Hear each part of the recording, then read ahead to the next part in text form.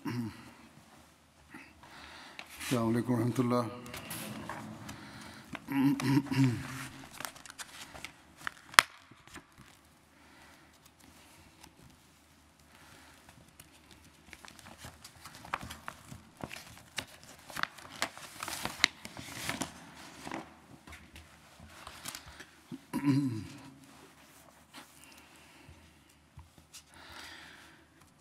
أشهد أن لا إله إلا الله وحده لا شريك له وأشهد أن محمدا عبده ورسوله أما بعد فأعوذ بالله من الشيطان الرجيم بسم الله الرحمن الرحيم الحمد لله رب العالمين الرحمن الرحيم مالك يوم الدين إياك نعبد وإياك نستعين اهدنا الصراط المستقيم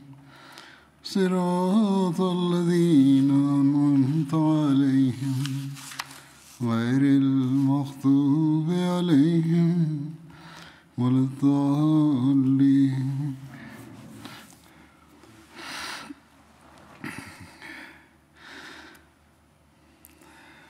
तारीख में L'histoire mentionne un rêve d'Abu Bakr concernant la conquête de la Mecque. Il est rapporté qu'Abu Bakr radhiyallahu anhu a raconté son rêve au saint prophète Mohammed bin lui. Il lui a dit: Ô messager d'Allah, sallallahu alayhi wa sallam, je vous ai vu dans un rêve et nous étions proches de la Mecque. Une chienne est venue vers nous en aboyant.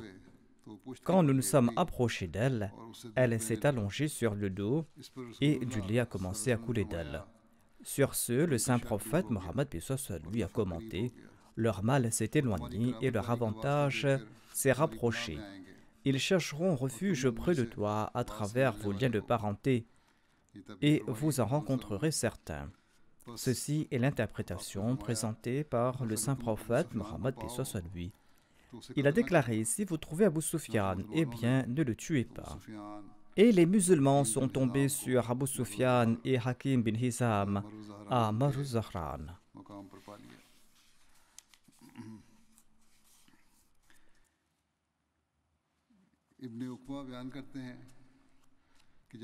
Ibn Uqba raconte que lorsqu'Abu Sufyan et Hakim bin Hizam retournaient,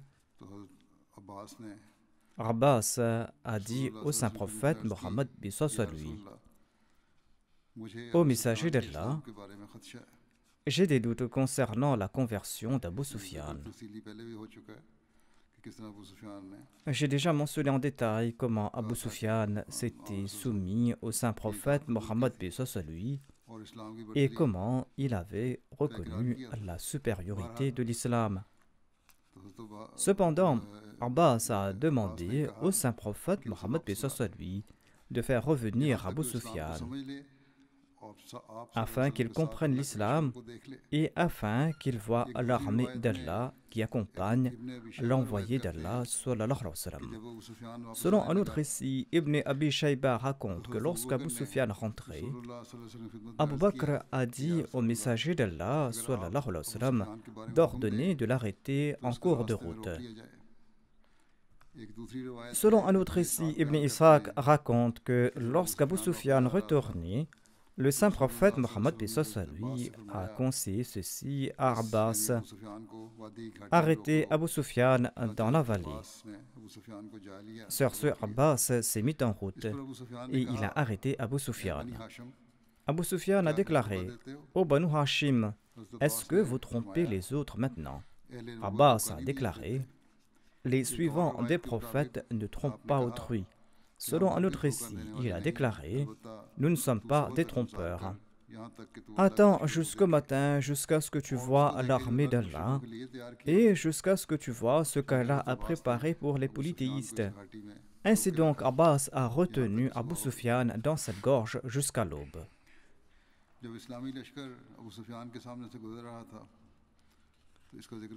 Selon l'ouvrage Subul al-Huda wa Rashad, lorsque l'armée islamique passait devant Abu Sufyan, il a vu le contingent vêtu de vert du saint prophète Mohammed b. lui, contingent dans lequel il y avait des muhajirines et des ansars. Ils portaient des drapeaux et des bannières. Chaque tribu des Ansar portait un drapeau et une bannière, et ils étaient couverts de fer, c'est-à-dire ils portaient des armures et des équipements de guerre. Seuls leurs yeux étaient visibles. De temps à autre, la voix forte d'Omar se faisait entendre. Ils marchaient lentement afin que la première partie se confond dans la dernière partie, et on dit qu'il y avait 1 millier d'hommes en armure dans ce contingent. Le saint prophète, paix soit sur lui, a confié son drapeau à Sa'd bin Obada et il était devant l'armée. Quand Sa'd est arrivé tout près d'Abu Sufyan, il l'a appelé et il a déclaré « Aujourd'hui le sang va couler. Aujourd'hui ce qui était interdit sera rendu licite. Aujourd'hui les Korachites seront humiliés. » Sur ce, Abu Sufyan a dit à Abbas, « Ô Abbas, aujourd'hui tu es responsable de ma protection. » Ensuite, d'autres tribus sont passées par là, et par la suite, le saint prophète, paix soit sur lui, est apparu, et il montait sur sa chamelle Kaswa, et il était entre Abu Bakr et Usayd bin Hudayr, et il leur parlait. Abbas a dit à Abu Sufyan, ceci est le messager d'Allah, sallallahu alayhi wa sallam. Abdullah bin Omar raconte que lorsque le saint prophète Mohammed lui est entré à la Mecque lors de la conquête de la ville, il a vu des femmes frappant les chevaux des musulmans avec leurs voiles et tentant de les repousser. L'envoyé d'Allah, paix soit lui, a regardé Abu Bakr avec un sourire et il a demandé « Ô Abu Bakr, qu'avait dit Hassan bin Thabit ?» Sur ce, Abu Bakr a cité les vers de Hassan bin Thabit.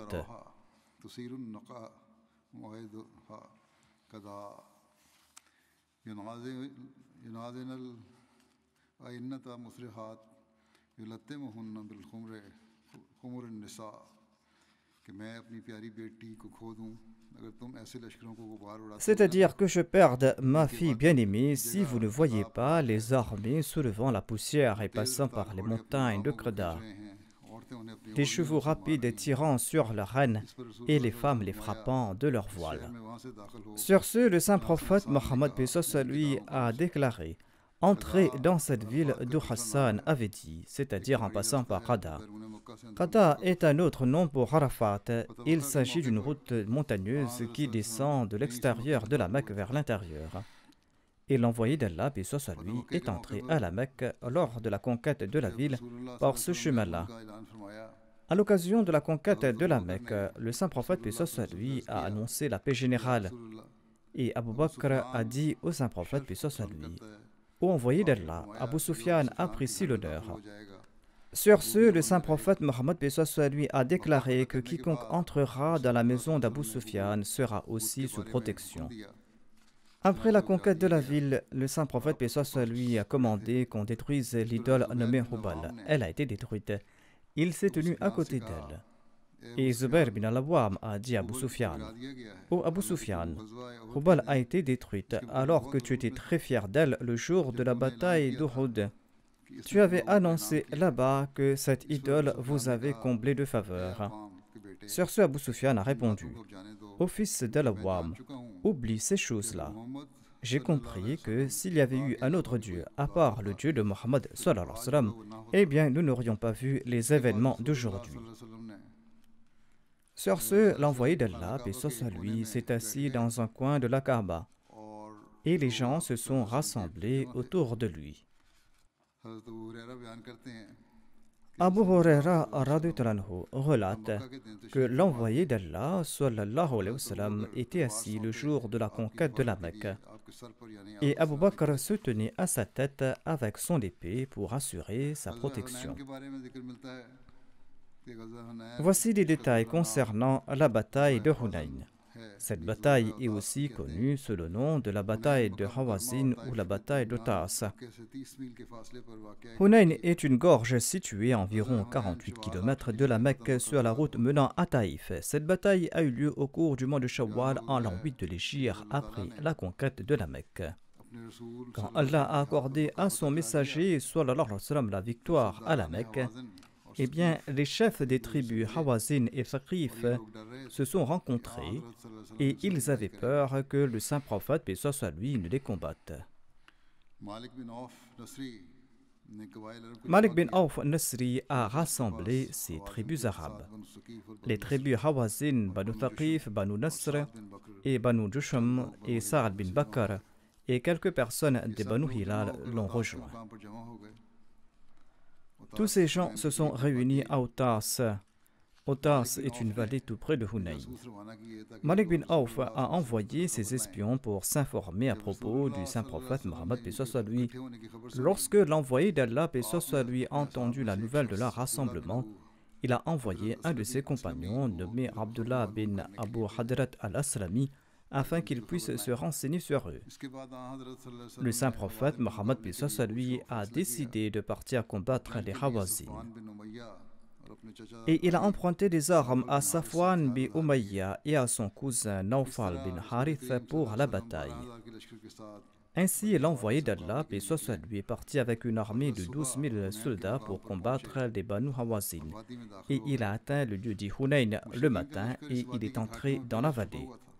Une armée de polythéistes se cachait déjà dans les recoins de cette vallée. Ils ont lancé une attaque surprise contre les musulmans. Ils ont lancé une volée de flèches si violente que les musulmans se sont enfuis et se sont dispersés, tant et si bien que l'envoyé d'Allah, paix soit lui, n'était entouré que de quelques compagnons, dont Abu Bakr. Abu Ishaq relate, un homme a dit à Bara, le jour de Hunayn, vous avez pris la fuite. Il a déclaré, je témoigne au sujet de l'envoyé d'Allah, sallallahu alayhi wa sallam, qu'il ne s'était pas enfui. Mais des gens empressés et sans armes se sont approchés de la tribu Hawazin qui était composée d'archers. Et ils ont fait pleuvoir une volée de flèches qui ressemblait à une nuée de sauterelles. En conséquence, les musulmans ont abandonné leur poste. En pareille circonstance, Abu Bakr et Omar sont restés fidèles à l'envoyé d'Allah, paix soit lui. Et l'on trouve mention aussi de ces noms parmi les membres de la famille du saint prophète, paix soit lui. Il y avait à côté de lui Ali Abbas bin Abdul Muttalib, Abu Sufyan bin Harith, ainsi que son fils qui se nommait Fazal bin Abbas. Il y avait aussi autour du saint prophète Mohammed paix soit lui, Rabia bin Harith et Oussama bin Saïd. Abu Qatada raconte ceci. Lors de la bataille de Hunayn, j'ai vu un homme de parmi les musulmans qui combattait un polythéiste. Un autre polythéiste l'a trompé et l'a secrètement attaqué par derrière.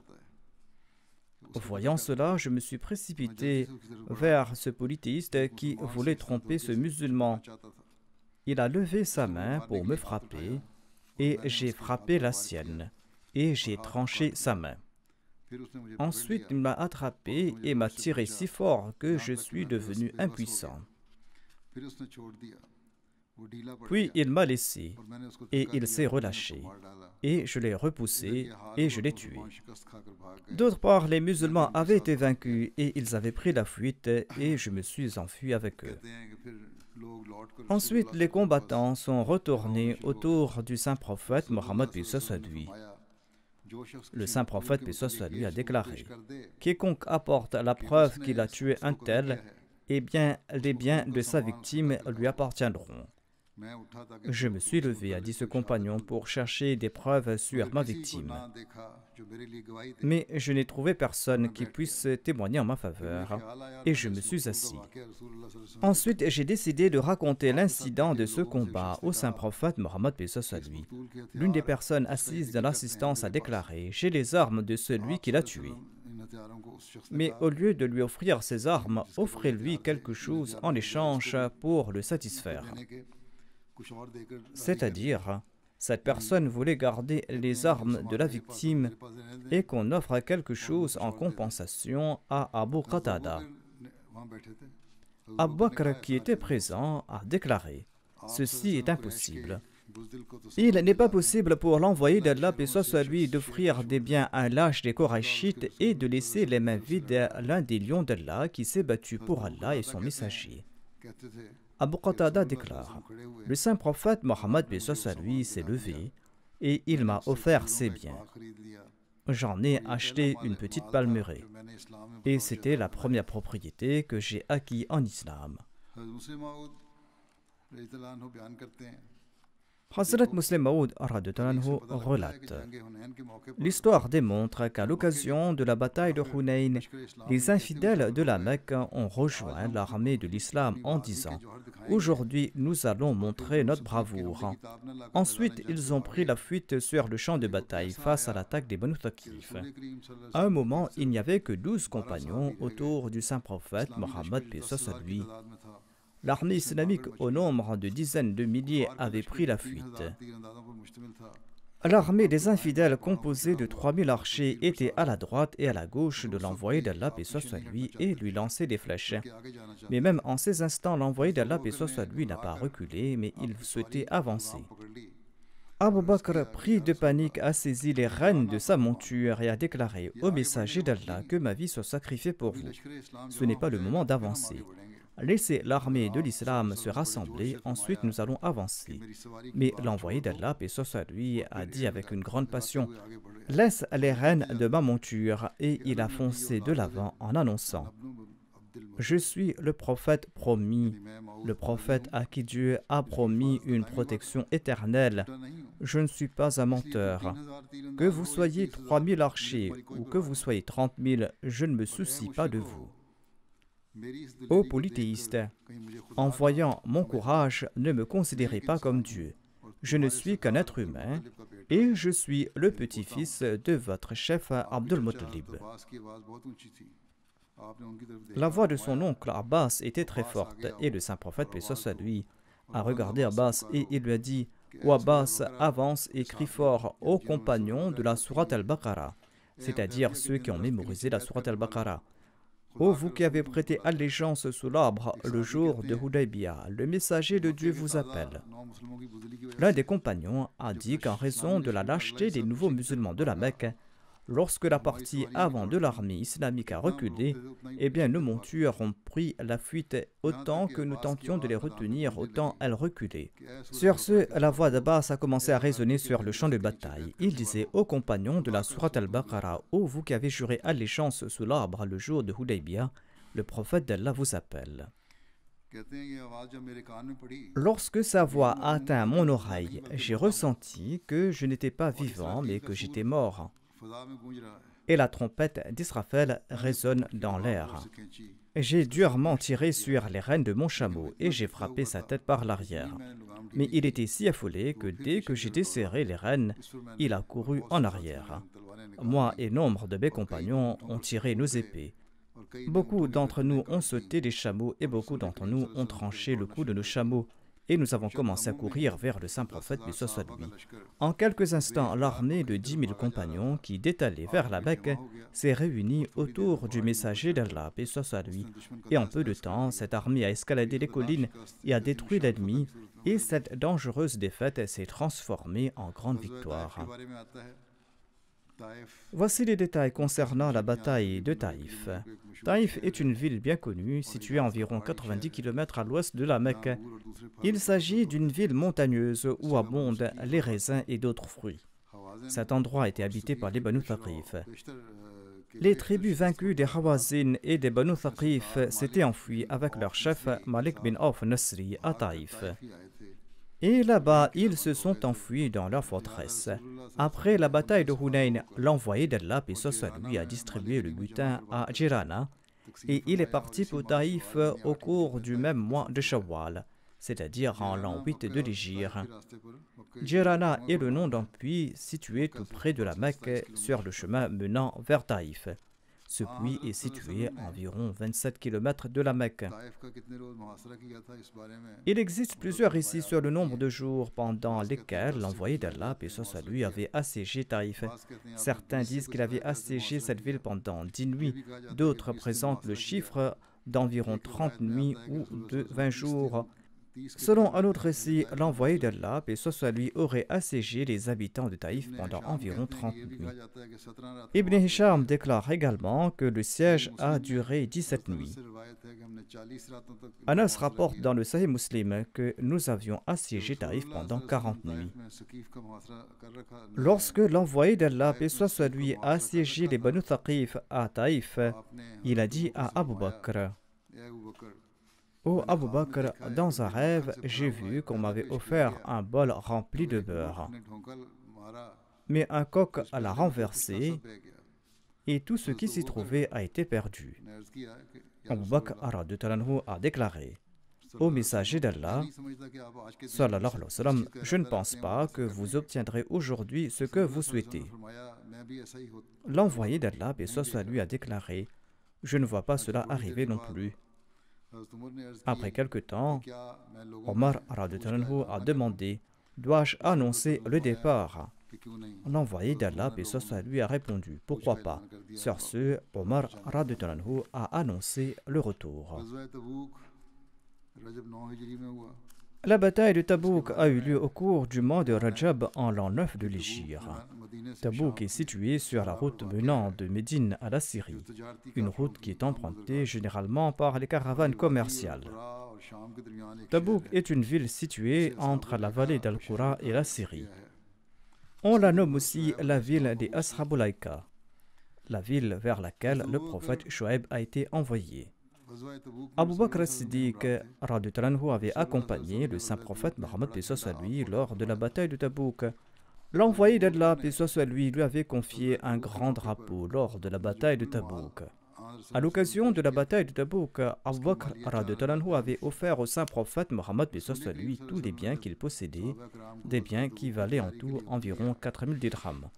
Quand l'envoyé d'Allah paix soit sur lui a ordonné à ses compagnons de se préparer pour la bataille de Tabouk, eh bien, il a envoyé un message à la Mecque et à d'autres tribus arabes pour qu'ils l'accompagnent.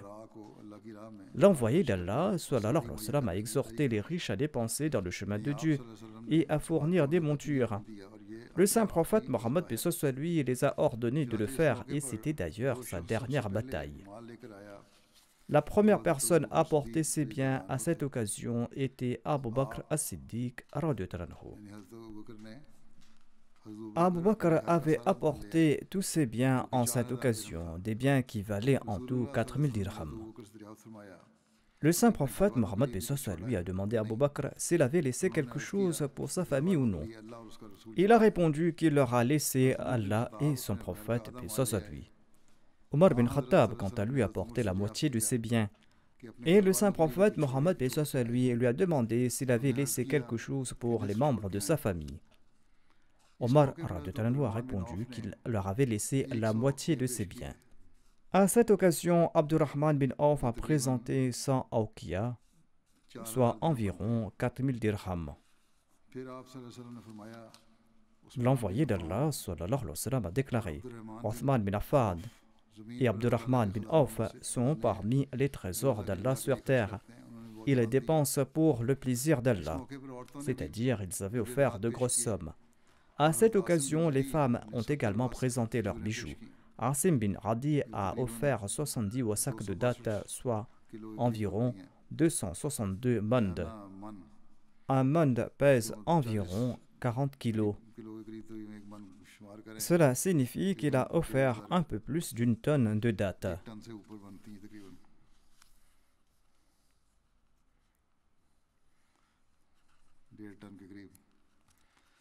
Il a offert environ une tonne et demie. Zayd bin Aslam raconte de son père.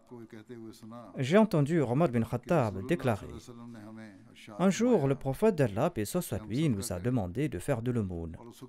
J'avais des biens à l'époque et je me suis dit: aujourd'hui est le jour pour dépasser Abu Bakr as-Siddiq. Si jamais un jour je pourrais dépasser Abu Bakr as-Siddiq, eh bien aujourd'hui est le jour. Il a déclaré: j'ai apporté la moitié de mes biens. L'envoyé d'Allah m'a demandé: qu'est-ce que tu as laissé pour ta famille? J'ai répondu: j'ai laissé autant que j'avais apporté. Abu Bakr, quant à lui, avait apporté tout ce qu'il possédait. J'ai apporté la moitié de mes biens et Abu Bakr as-Siddiq, quant à lui, a apporté toute sa fortune. Le saint prophète Mohammed, paix soit sur lui, lui a demandé ce qu'il avait laissé pour les membres de sa famille. Abu Bakr as-Siddiq a déclaré: je leur ai laissé Allah et son messager sallallahu alayhi wa sallam. Omar s'est dit: par Allah, jamais je ne pourrai le dépasser dans quelque domaine que ce soit. Le Messie premier l'Islam déclare: il fut un temps où les gens sacrifiaient leur vie comme des moutons et des chèvres pour la religion de Dieu. On trouve mention des fortunes des uns et des autres. Abu Bakr as-Siddiq a sacrifié toute sa fortune plus d'une fois. Il n'a même pas laissé une aiguille à la maison. Plus d'une fois, Omar selon ses dispositions, Uthman selon les siennes, et selon leur statut, ils en ont fait de même. Et tous les compagnons étaient prêts à sacrifier leur vie et leurs biens pour cette religion de Dieu, selon leur capacité. En faisant référence à ceux qui lui ont prêté allégeance, le Messie promis à l'Islam explique: c'est là leur exemple. Mais il y a aussi d'autres qui me prêtent allégeance et qui promettent de préférer la religion au monde. Mais quand on leur demande de l'aide et du soutien, ils ferment leurs poches. Peut-on atteindre quelque but religieux en aimant ainsi le monde? L'existence de pareils individus peut-elle être de quelque bénéfice à la cause prophétique? Absolument pas.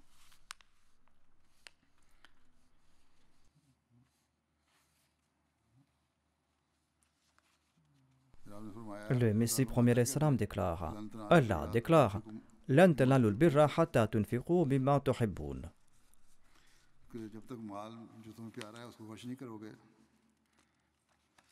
Ce verset signifie que jamais vous n'atteindrez la vraie droiture tant que vous ne dépensez pas vos biens les plus chers dans la voie d'Allah. Voici le récit de l'enterrement d'un compagnon par le saint prophète Mohammed paix soit sur lui et par Abu Bakr radhiyallahu anhu.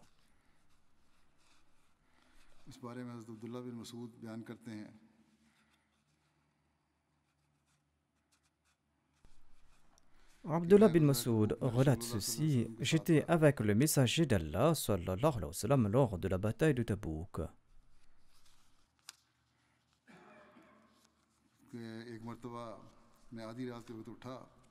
Je me suis réveillé au milieu de la nuit et j'ai vu un feu dans un coin de l'armée. Je suis parti là-bas pour voir ce qui se passait. Et là-bas, j'ai vu le messager d'Allah sallallahu alayhi wa sallam, ainsi qu'Abu Bakr radhiyallahu anhu et Omar radhiyallahu anhu.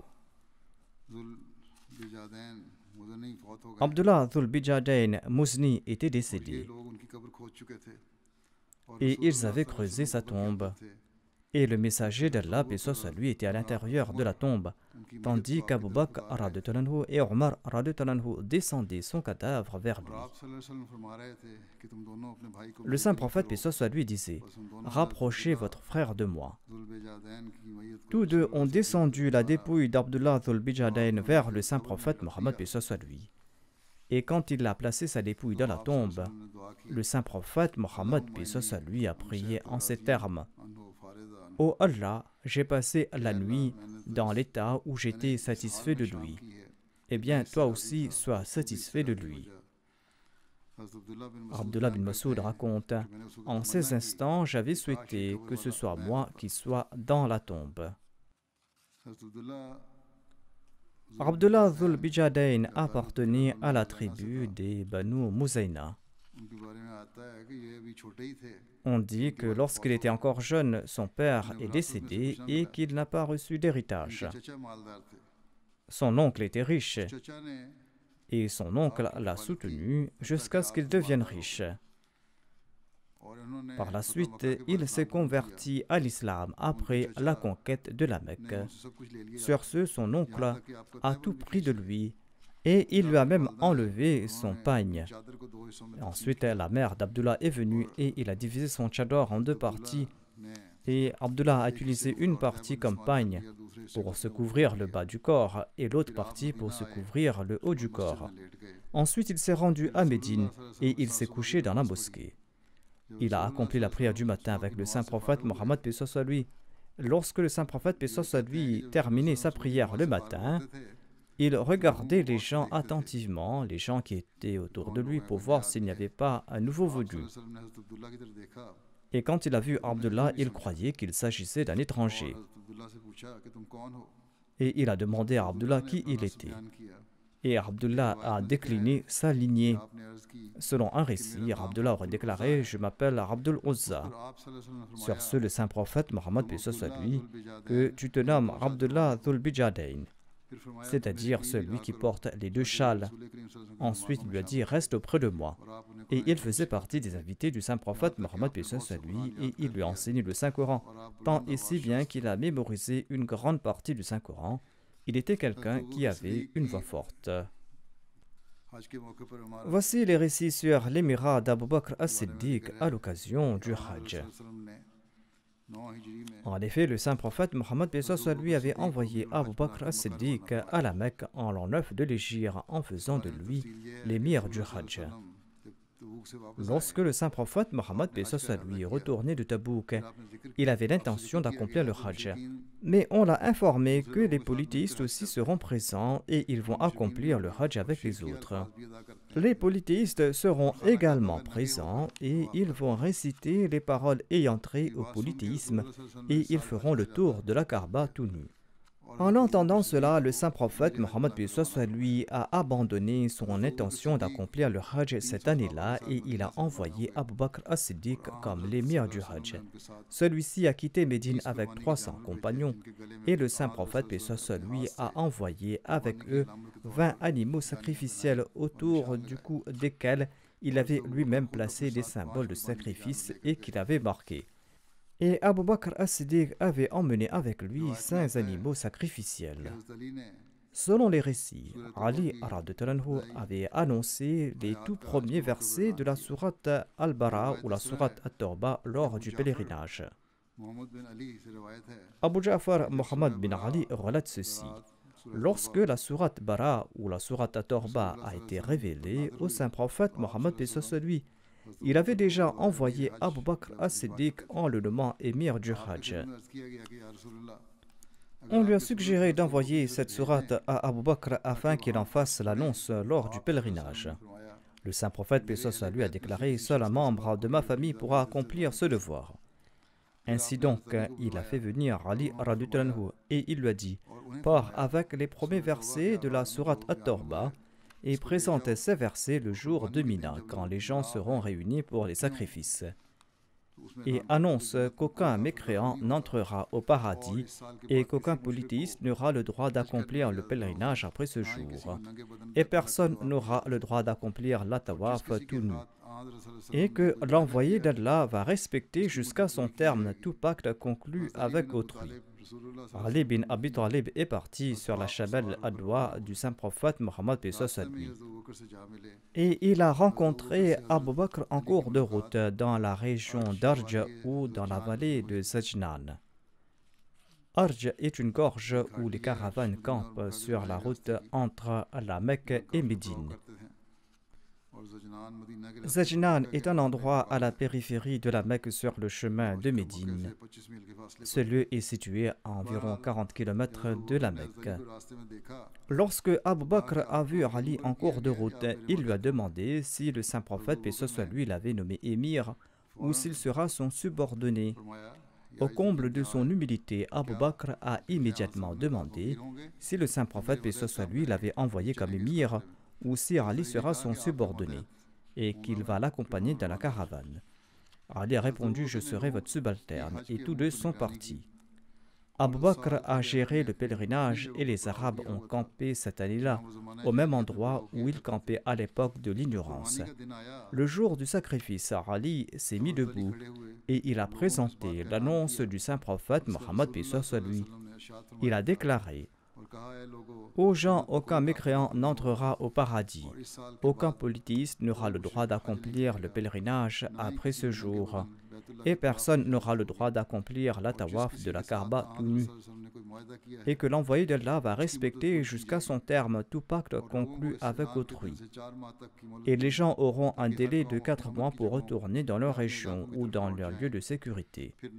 Ensuite, il n'y aura aucun pacte avec les polythéistes et il n'y aura aucune responsabilité incombant aux musulmans, hormis les pactes conclus avec le saint prophète paix soit sur lui, et ce jusqu'à leur terme. Autrement dit, hormis les pactes qui sont toujours valables. Hormis ces pactes-là, il n'y aura pas de nouveaux pactes. Tout pacte conclu avec le saint prophète paix soit sur lui sera respecté jusqu'à son terme. Et après cette année-là, aucun polythéiste n'a accompli le Hajj, aucun d'entre eux n'a accompli le Hajj tout nu. Ali raconte, Abu Bakr est venu à l'endroit dit Arfa et il s'est adressé au peuple.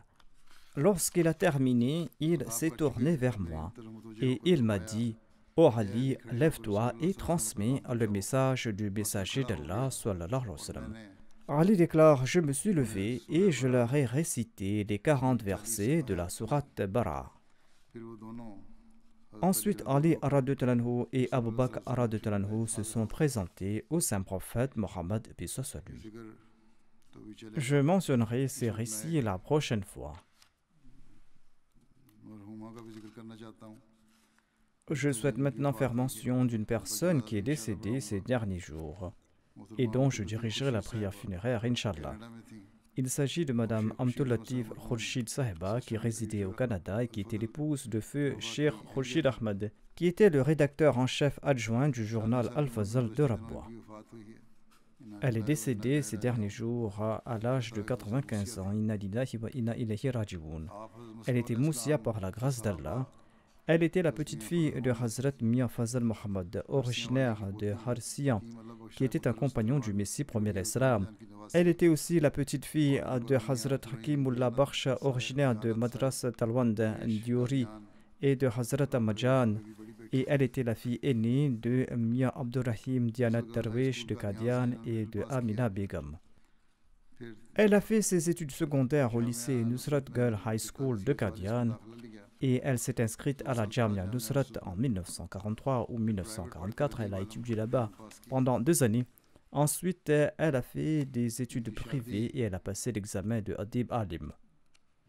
Elle a épousé Cheikh Khurshid Ahmad, le rédacteur en chef du journal Al-Fazal, et l'annonce du nikah a été faite par le 3e calife à la mosquée Mubarak. Allah l'exalté lui a accordé 3 fils et 2 filles. Elle était la sœur de Abdul Basit Shahid, missionnaire de la communauté qui réside actuellement au Royaume-Uni. Celui-ci a également travaillé à Londres. Il a aussi servi en Afrique pendant une longue période.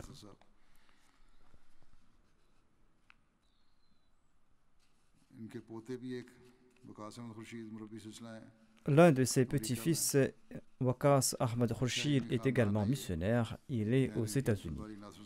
Il s'agit d'une famille de personnes savantes. Sa sœur Amtul Bari Nasir est également en train de servir la communauté.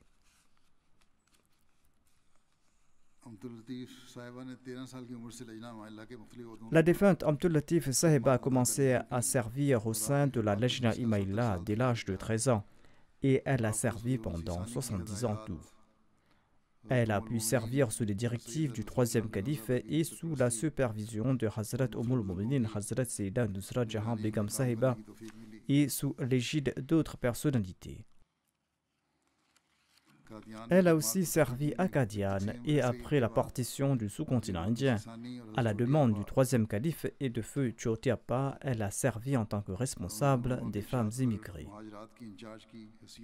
Elle a servi au sein de la Lajna Imaïla sous différentes capacités et elle a également servi pendant une longue période en tant que secrétaire à la publication. De 1979 en 1986, elle a servi en tant que directrice du journal Misbah. Elle résidait depuis 1986 au Canada où elle était conseillère de Lajna Imaïla à titre honorifique. Elle a joué un rôle important dans la compilation de la publication des 4 premiers volumes de l'histoire de la Lajna Imaïla, les 4 premiers volumes qui portent les titres d'Al-Masabi et d'Al-Azhar. Elle a travaillé pendant 44 ans avec Chotiappa. Le tout premier ijtima de la Nasratul Ahmadiyya a eu lieu sous sa direction et sous sa supervision. Lorsque Abdul Latif Saheb a été secrétaire Nasirat, elle a compilé, en compagnie de son mari, l'ouvrage Rahi Iman et divers récits historiques de la communauté. Laik Ahmad Bashir, son fils, déclare « Notre défunte mère nous avait enseigné cette leçon importante à tous ses enfants, notamment que si quelqu'un critiquait la Jamaat ou le califat, il ne faut surtout pas l'écouter. Et si jamais l'on entend pareils propos, il ne faut surtout pas le répéter. Et il faut comprendre que Dieu a accordé un soutien spécial à la communauté et le califat. » Elle a déclaré qu'après toute épreuve et tout désordre, les signes de Dieu se manifestent toujours en faveur de la communauté. Ainsi donc, il ne faut participer à aucun désordre. Son fils ajoute « Notre mère était une histoire ambulante de la communauté. Elle était très conviviale et elle souhaitait le bien de tout le monde. Elle avait une grande confiance en Dieu et elle aimait servir l'humanité. Et elle aidait activement les familles immigrées qui venaient s'établir au Canada. »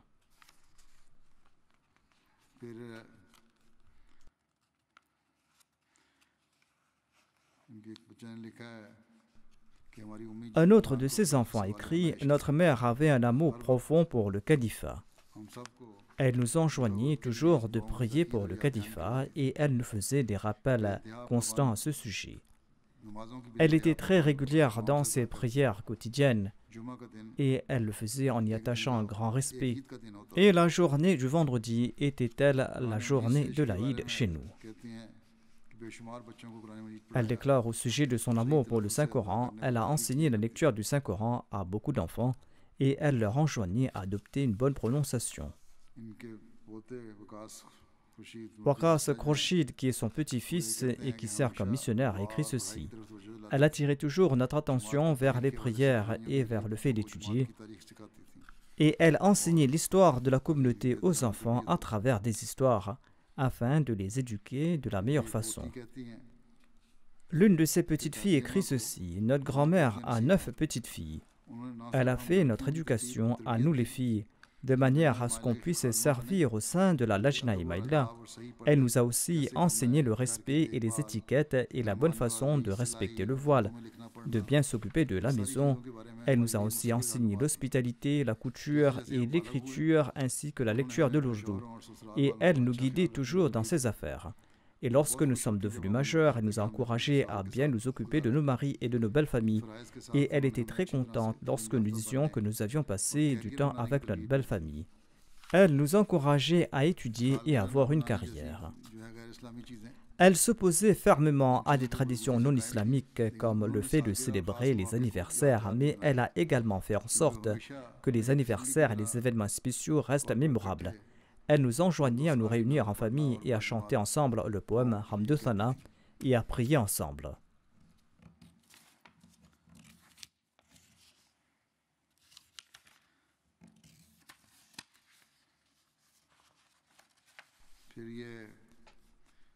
Sa petite fille ajoute « La défunte faisait partie intégrante de notre éducation en tant que musulmane Ahmadi au Canada. Et elle nous a appris à concilier notre vie dans la société occidentale avec notre foi. »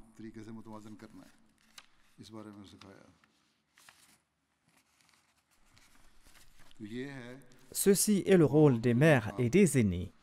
Pour prodiguer l'éducation nécessaire à la nouvelle génération, il faut leur enseigner la religion et également comment s'adapter à la société occidentale sans être victime de complexes d'infériorité. Qu'Allah accorde son pardon et sa miséricorde à la défunte et qu'il exalte son rang et qu'il permette à ses enfants et à sa descendance de perpétuer ses nobles actions.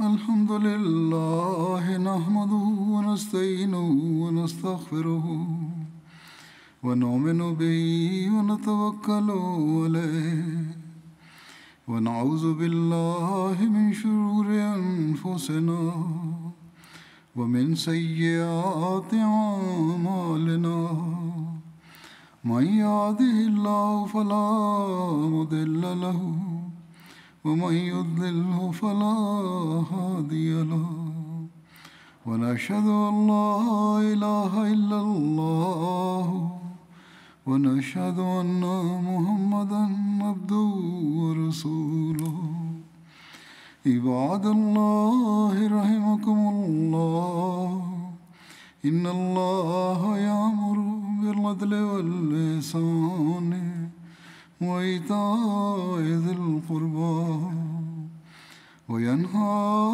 عن الفحشاء والمنكر والبغي يعظكم لعلكم تذكرون اذكروا الله يذكركم وادعوه يستجب لكم ولذكر الله أكبر